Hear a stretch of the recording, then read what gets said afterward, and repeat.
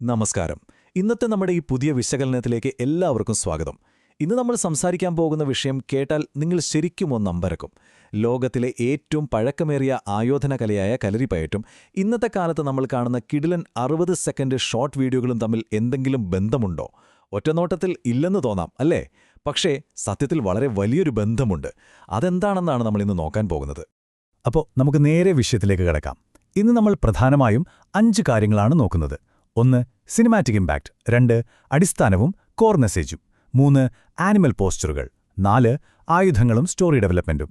ഒടുവിൽ 5-മതായി വെറും കൈ ക്ലൈമാക്സ്. അതായത് കളരിപ്പയറ്റിലെ ഈ 4 പ്രധാന ഘട്ടങ്ങളെ എങ്ങനെ ഒരു പെർഫെക്റ്റ് 60 സെക്കൻഡ് വീഡിയോ സ്ക്രിപ്റ്റായി മാറ്റാം എന്നാണ് നമ്മൾ മനസ്സിലാക്കാൻ പോകുന്നത്.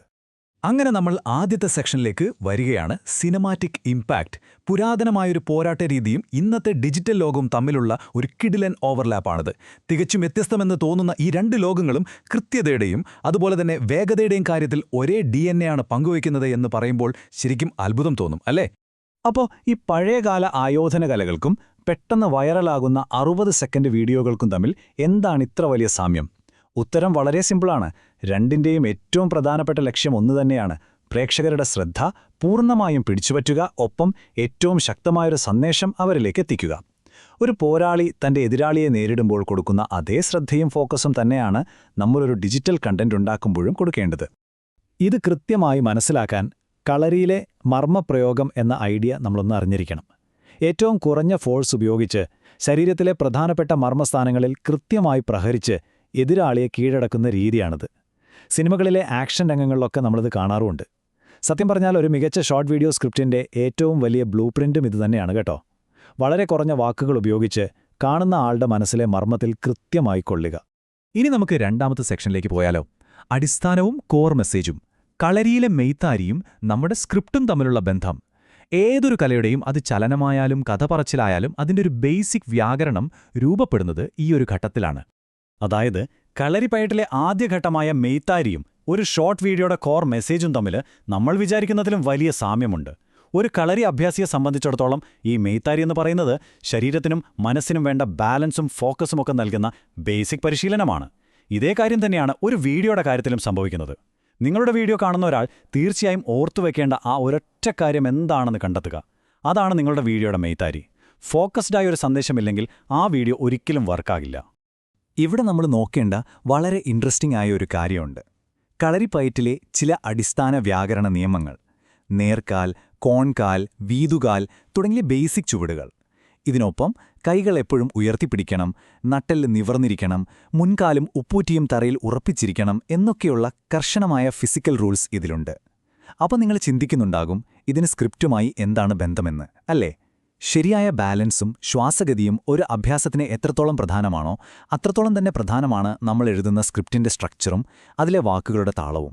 ശരി, ഇനി നമ്മുടെ 3-മത്തെ സെക്ഷനിലേക്ക് വരാം. ആനിമൽ പോസ്റ്ററുകൾ അഥവാ അഷ്ടവടിവുകൾ.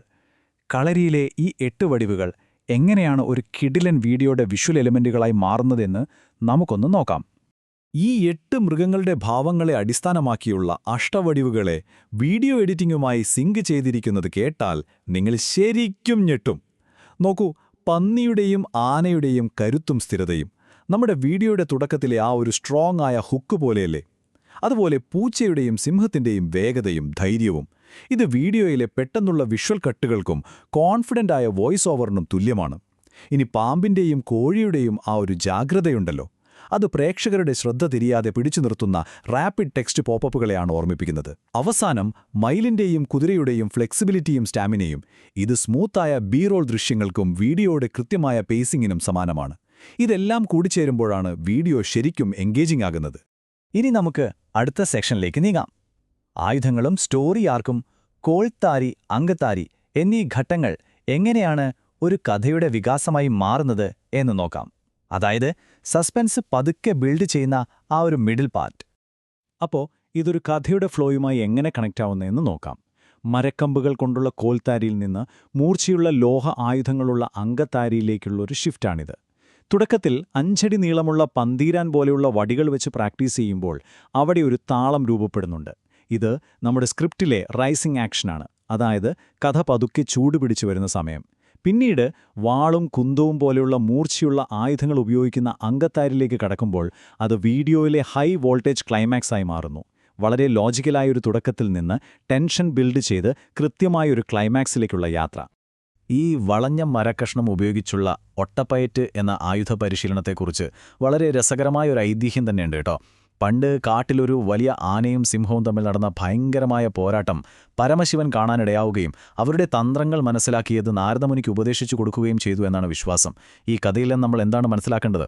ഏറ്റവും മികച്ച ആക്ഷൻ രംഗങ്ങളായാലും ഇനി ഏറ്റവും മികച്ച വീഡിയോകളായാലും അതിനൊക്കെ പിന്നിൽ വളരെ സ്ട്രോങ് ആയൊരു കഥയുണ്ടാകും എന്നതാണ് സത്യം. അങ്ങനെ നമ്മൾ ഈ വിശകലനത്തിന്റെ അവസാന സെക്ഷനിലേക്ക് എത്തിയിരിക്കുകയാണ്. വെറും കൈ ക്ലൈമാക്സ്. അതായത് കലരിയിലെ വെറും കൈ പ്രയോഗവും മർമ്മവും പിന്നെ നമ്മുടെ വീഡിയോ എഡിറ്റിങ്ങും ആവശ്യമില്ലാത്തതൊക്കെ അങ്ങോട്ട് വെട്ടിമാറ്റുന്ന ഏറ്റവും അഡ്വാൻസ്ഡായ ഘട്ടം. 125 മുതൽ 150 വരെ. ഈ സംഖ്യ എന്താണെന്നറിയാമോ? സാധാരണഗതിയിൽ ഒരാൾ ഒരു മിനിറ്റിൽ സംസാരിക്കുന്ന വാക്കുകളുടെ എണ്ണമാണിത്. അപ്പോൾ ആലോചിച്ചു നോക്കൂ, 60 സെക്കൻഡ് മാത്രം ദൈർഘ്യമുള്ള ഒരു വീഡിയോ സ്ക്രിപ്റ്റ് നമ്മൾ തയ്യാറാക്കുമ്പോൾ അതിലെ ഓരോ സെക്കൻഡും ഓരോ വാക്കും എത്രത്തോളം സൂക്ഷ്മതയോടെ വേണം നമ്മൾ തിരഞ്ഞെടുക്കാൻ. ഇവിടെയാണ് കളരിയിലെ നാലാമത്തെയും അവസാനത്തെയും ഘട്ടമായ വെറുംകൈ പ്രയോഗത്തിന്റെ പ്രാധാന്യം നമ്മൾ മനസ്സിലാക്കേണ്ടത്. ആയുധങ്ങളുമായി വരുന്ന എതിരാളികളെ വെറും കൈകൊണ്ട് നേരിടുന്ന അത്യുഗ്രൻ രീതിയാണിത്. അവിടെയാണ് നേരത്തെ പറഞ്ഞ മർമ്മപ്രയോഗം വരുന്നത്. ശരീരത്തിലെ പ്രധാന പോയിന്റുകളിൽ മാത്രം കൃത്യമായി പ്രഹരിക്കുക. ഇതിനെ നമ്മുടെ വീഡിയോ എഡിറ്റിംഗുമായൊന്ന് ചേർത്ത് വായിച്ചു നോക്കൂ. സ്ക്രിപ്റ്റിലെ കൊഴുപ്പൊക്കെ വെട്ടിമാറ്റി ഏറ്റവും അത്യാവശ്യമുള്ള കാര്യങ്ങൾ മാത്രം നിലനിർത്തുന്ന ആ ഒരു റൂത്ത്ലെസ് എഡിറ്റിംഗ്.